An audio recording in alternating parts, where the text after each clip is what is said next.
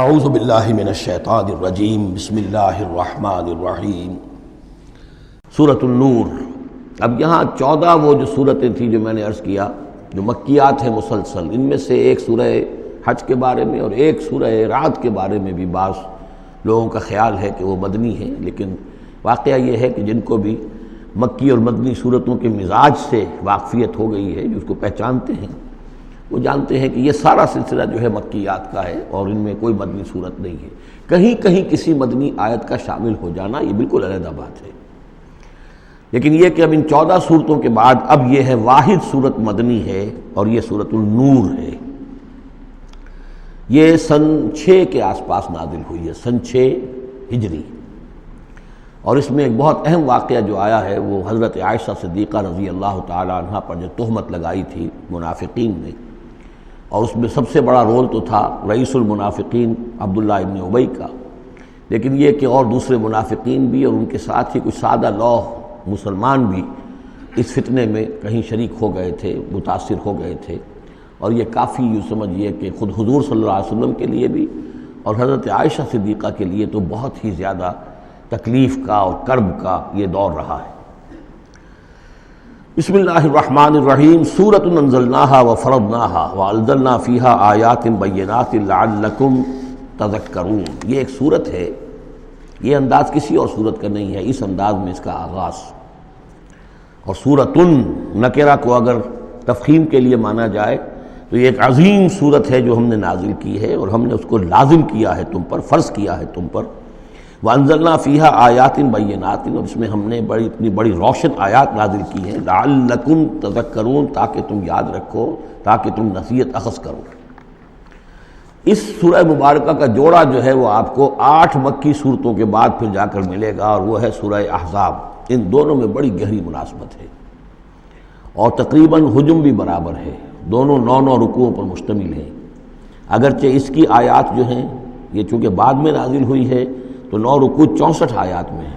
وہاں 9 رکوع 73 آیات میں ہے، وہ پہلے نازل ہوئی، وہ سن 5 میں نازل ہوئی، یہ سن 6 میں نازل ہوئی، لیکن دونوں میں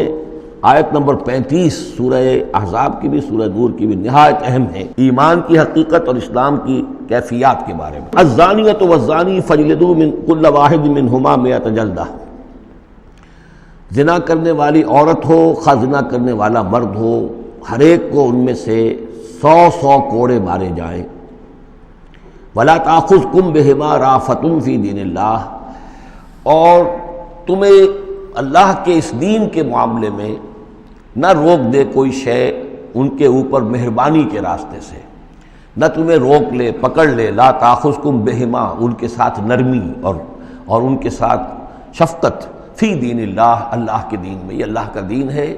اللہ کی شریعت ہے، یہ اللہ کی حد ہے، اور اس حد کے اجرا میں کسی کی ہمدردی، کسی کے ساتھ تمہارا تعلق، تمہاری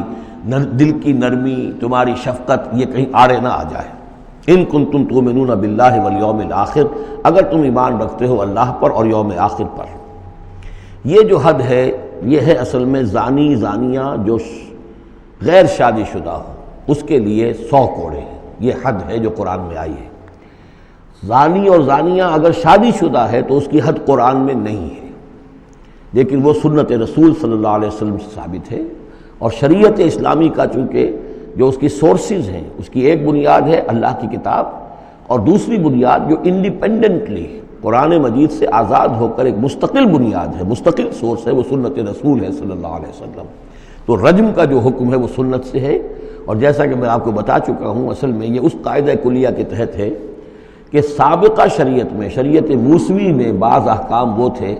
کہ جن کی نفی نہیں آئی ہے، اور انہیں جو کہ نبی اکرم صلی اللہ علیہ وسلم نے اس امت کے اندر بھی جاری رکھا ہے۔ ان میں سے یہ 2 حکم جو ہے بہت اہم ہے، ایک قتل مرتد کا حکم ہے، اور دوسرے زانی اور زانیہ جو شادی شدہ ہو اس کے سنسار کیے جانے کا حکم ہے۔ وَلْيَشْهَدْ عَذَابَهُمَا طَائِفَةٌ مِّنَ الْمُؤْمِنِينَ، اور چاہیے کہ جب انہیں یہ حد جاری کی جا رہی ہو، سزا دی جا رہی ہو، تو اس وقت موجود رہیں اور دیکھیں کچھ لوگ اہل ایمان میں سے، یعنی یہ پبلک میں ہو، اس لیے کہ اصل میں جو فلسفہ ہے اسلام میں جو سزاؤں کا اور تعزیرات کا اور حدود کا، وہ ڈیٹرنٹ کا ہے کہ ایسی سزا ہو کہ جس سے بہت سوں کو عبرت ہو جائے۔ اگر آپ نے علیحدہ جا کر کہیں کمرے کے اندر کسی کو پھانسی دے دی تو ٹھیک ہے، لوگوں کو پتہ چلا کہ مر گیا، ویسے بھی مر جاتے ہیں لوگ، حادثے میں مر جاتے ہیں، فوت ہو جاتے ہیں، لیکن یہ ہے کہ اگر سر عام دار پر لٹکایا گیا ہو تو اب کتنے لوگوں کو، دیکھنے والوں کو عبرت ہوگی اور ہوش ٹھکانے آ جائیں گے۔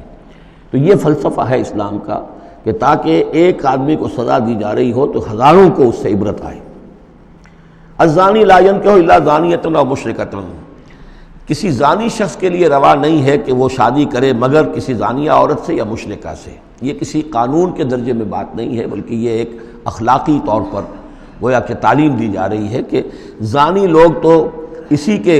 یعنی ان کا حال تو ایسا ہے کہ انہیں تو مستحق اگر ہے تو شادی کے کسی زانیہ سے یا مشرکہ سے۔